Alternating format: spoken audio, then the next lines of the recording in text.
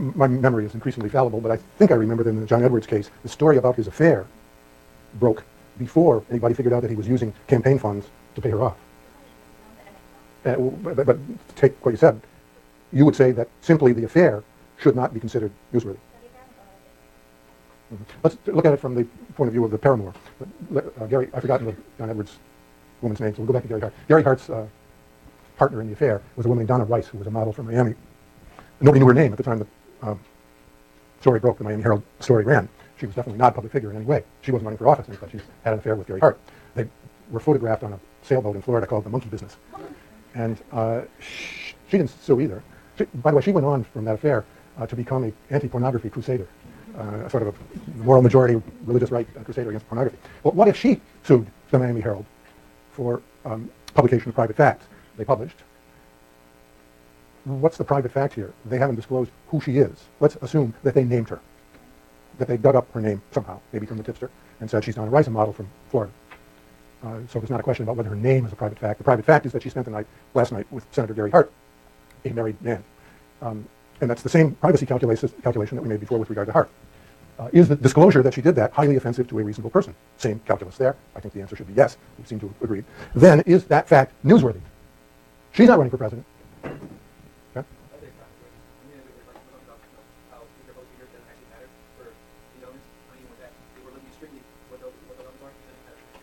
Mm-hmm. Well,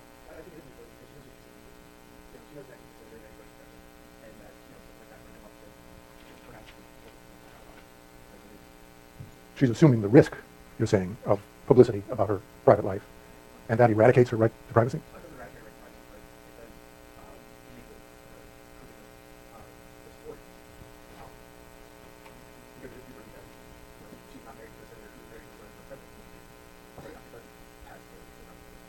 Mm-hmm. I don't think she would even be considered an involuntary public figure for libel purposes. Not a public figure at all, but there's nevertheless an argument that she's become a newsworthy person, or her private life has become newsworthy. Yeah.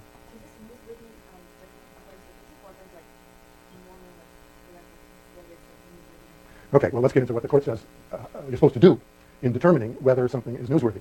The court in the Schulman case says, here are the elements of the tort, and goes on to say that if the facts are newsworthy, that means it's protected by the First Amendment. That First Amendment protection and newsworthiness amount to the same thing. If the private fact is newsworthy, its disclosure is protected by the First Amendment. I don't think that's quite accurate, but we can come back to that later. At least for California purposes, you have to accept it as gospel. This is the California Supreme Court talking, and they say if it's newsworthy, it's protected by the First Amendment, but that doesn't really matter to the outcome of the case, because if it's newsworthy, if the state, highest court in the state says it's newsworthy, she can't win. She was Schulman. She Donna Rice. So the court devotes its analysis to determining newsworthiness. How do you decide? How is a court supposed to decide whether something is newsworthy? Well, and it's especially difficult when you're dealing, as in the Schulman case, with somebody who's not a public figure in any sense of the word, just a person who's involuntarily been caught up in something, a terrible automobile accident, and all of a sudden become the subject of a news story. Well, the court says you might consider newsworthiness as either a descriptive term or as a normative term. If it's descriptive, that is, if it's of some gossip interest, if it's of some public interest, no matter how faint, if the editors have chosen to publish it, that describes newsworthiness. And as we got to a minute ago, that would mean the end of the tort. That would mean that anything that is published is, by virtue of that very fact, newsworthy, swallows the tort. There's nothing left to complain about in the way of invasion of privacy by publication of a private fact. So the court says you can't use, courts shouldn't use the mere fact that something's been published as justifying a conclusion of newsworthiness. It can't be simply descriptive. Well, then you can look at newsworthiness in a normative sense. And the question is, should it be considered newsworthy? Should it be considered of legitimate public concern? And that's something the courts could decide, that this is something the public ought to know about.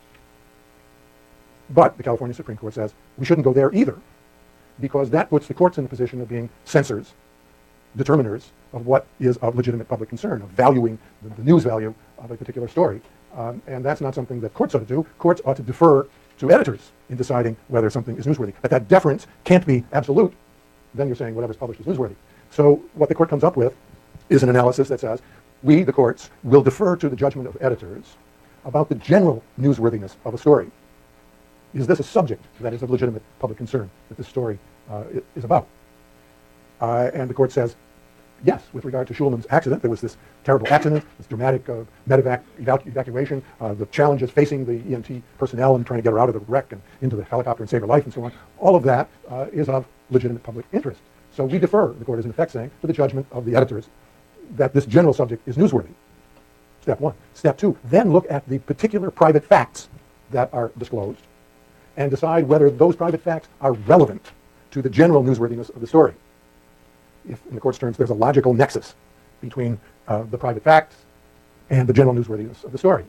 Or whether, on the other hand, the facts disclosed are so intrusive, so lurid, so sensational, and so irrelevant to telling the generally newsworthy story that they shouldn't be considered. There the normative notion comes in the back door, shouldn't be considered newsworthy. So they apply. Gotcha?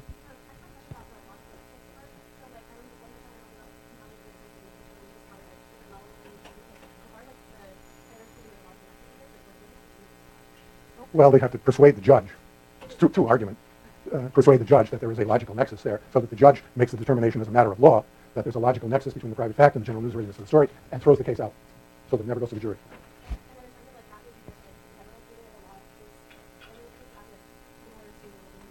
Yeah, the government argues we have a significant interest in maintaining the cleanliness and the appearance and the accessibility of our parks. That's a significant government interest. And the government could argue we have a compelling interest in all of that, and the court may not buy that, but it doesn't have to if we're talking time, place, and manner restriction. Okay, so applying this analysis to Ruth Schulman's case, the court says that we defer to their editorial judgment with regard to the logical connection between the way she looked and the things she said in those moments of distress. That's what she's complaining was private. Not that she was in the privacy of her bedroom or that there was something embarrassing that she had done that the press uncovered. It's the way she looked in a public place, down in a ravine, in a public place, and the things she said that she's claiming are private. And the court says that those facts are newsworthy as a matter of law because they're logically connected to the newsworthiness of the story, which is the challenges that are faced by EMT personnel, the people that they have to deal with, how inarticulate they are, how stressed they are, how hurt they are, what a trauma this is. And that is logically connected to covering terrible automobile accidents. So the court determines that she has no claim for invasion of privacy by publication of private facts. She loses as a matter of law. Emergency care requires the ability to talk and listen to severely traumatized patients. That's substantially relevant to the segment's newsworthy subject matter. And Schulman argues, yeah, but it wasn't really necessary in telling the story to show me looking so awful and saying inarticulate, confused, incoherent things. And the court says the standard is not necessity. That would be too demanding of the press. It's simply relevance. And we conclude that this material, these private facts, were relevant.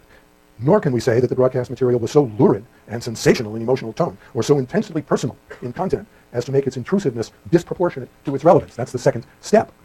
Even if it is somewhat relevant to the general newsworthiness of the story, if it's so lurid, so sensational, so private, it's disproportionate to its news value, and therefore shouldn't be considered newsworthy. But they said that how she looked and what she said was not beyond the pale that way. It was simply matter-of-fact reporting. Here's the way she looked, here's what she said, here's what the nurse had to do with what she looked like and what she had to say, and therefore she loses her claim. No?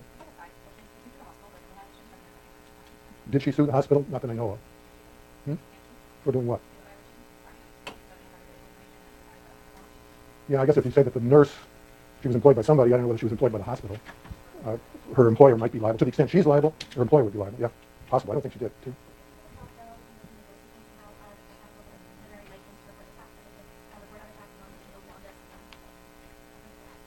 Well, Dorsey involved the fair report privilege.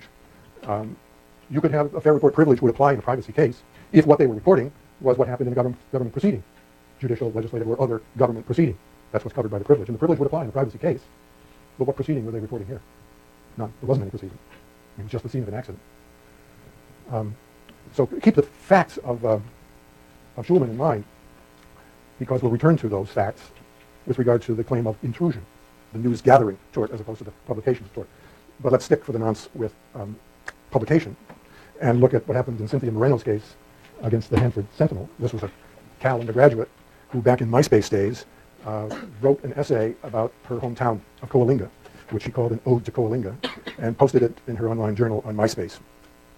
And she started with, the older I get, the more I realize how much I despise Coalinga. And she went on to complain about how closed-minded and country bumpkinish Coalinga is, and how glad she didn't have to live there anymore, and so on. And somebody saw it on MySpace and gave it to the principal of Coalinga High School that she had graduated from, who then gave it to the local newspaper, the Coalinga Record, and they printed her essay as a letter to the editor with her name on it. And unpleasant things happened to the family. They got death threats. A shot was fired at their house. They had to move out of Coalinga. The father, Moreno's father, closed his 20-year-old family business, and Cynthia Moreno sues the newspaper for invasion of privacy by publication of a private fact. And the question is, how does her case stack up? Was there publication? Yes. Was there a private fact that the newspaper disclosed? Well, her journal may or may not be private, but what she put on MySpace was the Ode to Coalinga, the essay about Coalinga and how much she despised it. And the court concludes, no big surprise here, that that's not a private fact. That by virtue of putting it on MySpace, what was certainly a private fact, her feelings about Coalinga and the friends and people that she knew there, entirely private, became public. Okay?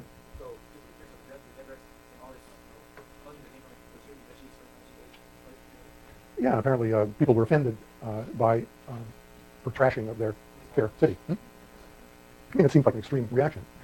Those facts are stated by the court, and I repeat them because it makes her case a little more sympathetic. I mean, if you say, well, she put the thing up there, should she be able to sue for privacy? The answer is too easy. But she put the thing up there, and all hell broke loose in her life. And she didn't authorize it, and she had no concept that the local newspaper would run what she had to say about that town. Alec?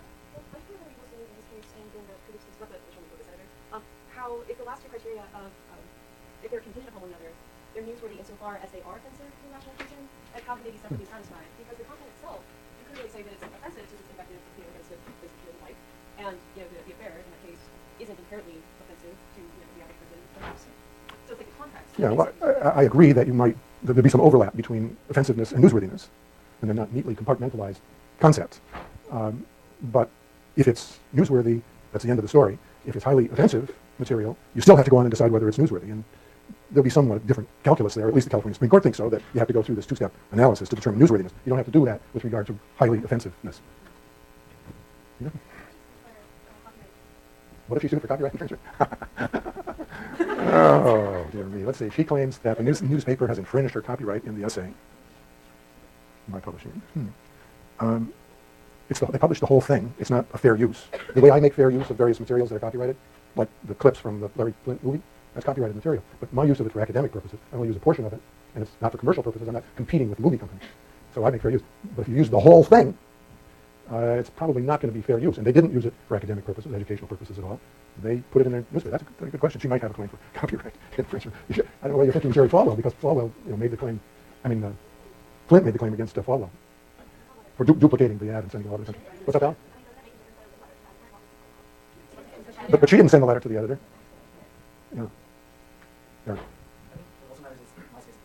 If you look at today, Facebook has a picture. So if you post a picture of something that is like a historic event, Facebook has the rights to that picture. So you have to MySpace policies on whether they have contract. Mm-hmm. They have the rights to use that. But MySpace. I was curious after that, using the movies, what would happen with the webcast of the lectures in this course when they got to that. And so I went back and looked. I don't go back and listen to every lecture. I would be numbing. But I was curious what would happen there. And I noticed that when we got to the movie part, that did not appear in the webcast, either on Cal Webcast or on YouTube. And I don't know why that's so. There's two possible explanations. One is the technology.